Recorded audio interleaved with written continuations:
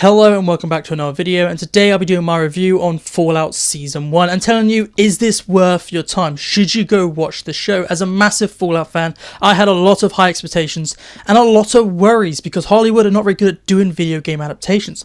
However, I'm happy to say this is one of the best video game adaptations we've ever got because it is very clear that it was made by Fallout fans for Fallout fans. And the people who didn't play the games went into this project with their best interest at heart to try and make this the best thing they could do.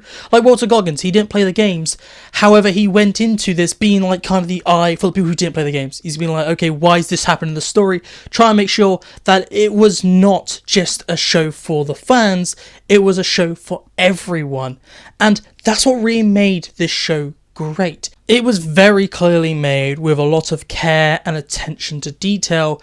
And let's talk about the story because it does really feel like a game, and that's a good thing and bad thing.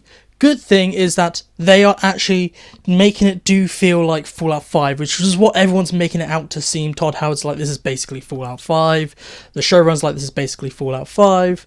And the bad thing is that the story itself is not the best. And one thing I do think helps the story is that this was dumped all in one day. It was a bingeable show, and that's how I say you should watch the show. If you watch it week to week, you're gonna get bored. You have to watch the show bingeable because very little happens in those middle episodes, and you're gonna need to watch maybe 2 or 3 episodes at a time, at least, just so that you can be like, oh, this is happening, maybe feel like there's some progress in the story, because the pacing is very slow if you watch it one by one. The story starts off really strong in the first 2 episodes, with all the characters coming together, set up all the stories, but then from 3 to 7, it's just a side quest. They even make a joke about it in episode 4, I think, with the Ghoul and Lucy, where it's like the Royal Wasteland, you go off on side quests, something like that. And it really derails the story. You just don't care about Lucy's dad at that point. Moldova, the big kind of villain of the season, is only the first and last episode. You don't have much to do with her. And that's the bit that I would say is the worst bit about this entire show, is that it kind of forgets about the story, and you're like, oh yeah, Lucy's out here for this, and everyone's out to go get this MacGuffin, but it feels like a lot of the characters are kind of meandering around the wasteland. That's the kind of sucky thing. Like once you get to episode 4, they really just do kind of drop the, oh, we need to get the guy with the Enclave head. Like, we don't care about Thaddeus anymore. We're off to go to the vaults, and the Ghoul's off to go and get drugs, and it's like, oh, yay. And there's like kind of no kind of need or like kind of someone pushing the story forward. And outside of maybe, I would say, Norm or the pre-Vault stuff, that's the only time when you're actually getting the bigger story pushed forwards a lot of the time. The Norm story is really good. They gave him enough screen time. He's not in every episode like all the other characters. He's the kind of 4th biggest character. And I really, really do like the mystery of Vault Tech, because you get the Norm side in the present day, and then you get the pre-war stuff, which was absolutely phenomenal. I was not expecting to get this much pre-war stuff with Cooper Howard, but that was the best part of the show. Seeing how the world fell, seeing what Vault Tech was doing, and all of that, like, that was the best bit about this show. And the performances were amazing. I really do love the performances. Like, Walter Goggins gave the best performances in my opinion. He's my favourite character. He's the standout character. Just because he had this dual role. He was also the Ghoul, as well as Cooper Howard 219 years earlier. He was a very interesting character. Out of the 3 main, I think Maximus was the worst, just because it felt like he was way too naive, and a lot of the bad things that happened to him, he caused to himself, and he went around ways in the dumbest way possible.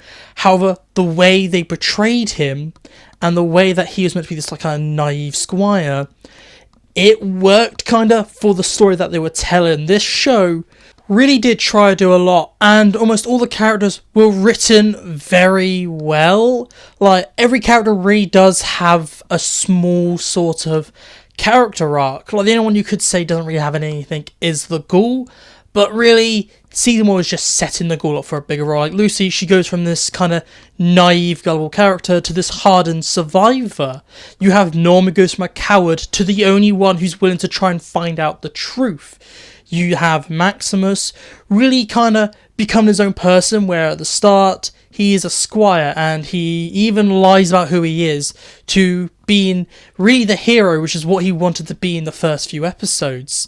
You really do have some well-written characters for the majority of this show, and I can't fault much with this show. I can maybe go, oh, they broke this with the floor with Moving Shady Sands, they did this with the ending, or maybe I don't like that they did this to the California Republic, or what they did with the Brotherhood, giving canon endings to some of the games. There are a few really small issues if you're a Fallout fan, but if you just watch this show, it looks great, sounds great, it's performed well, the story might be a bit meh, but because you can binge it, it's just really, really fun. The show really balanced so much. And maybe one other bad thing I could say is it doesn't really feel like a wasteland. Where they filmed it, the sets, it was really you're on either the salt flats or you're in this forest. There wasn't maybe a city you could go through. They could have done more with making the wasteland feel like a wasteland. That's one thing I didn't like, one thing I want to mention. The wasteland didn't feel like a wasteland as much. It really felt a bit bland at times, and maybe the enemy variety, you didn't really do much with, you got the gulpers, you got the rad roaches, but it could have been nice to maybe see some mole rats, or you do actually see one, but I knew they said they wanted to pace themselves, that's why we didn't get death claws or this or that or super mutants, but it would have been nicer to have a bit more in here with the variety of enemies our characters are facing, because we get one-off enemies, the ghouls are in one episode. As you can see, I'm really nitpicking the fine faults with this show, and that's coming from a fan from the game, not just watching the show, and that shows how great the show is. And I would say I recommend this show. This is a must-watch show. That's what I'm going to say. It's a must-watch show, and I'm going to give it a 9 out of 10. I really enjoyed this show, and this is how you should adapt a video game. This is what you should do, not what they do with Halo.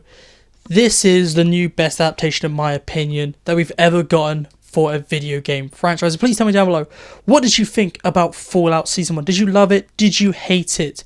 Are you a fan of the game, or are you a brand new fan to this franchise? I'd like to know all your thoughts down below. But goodbye, peace out, and I'll talk to you later.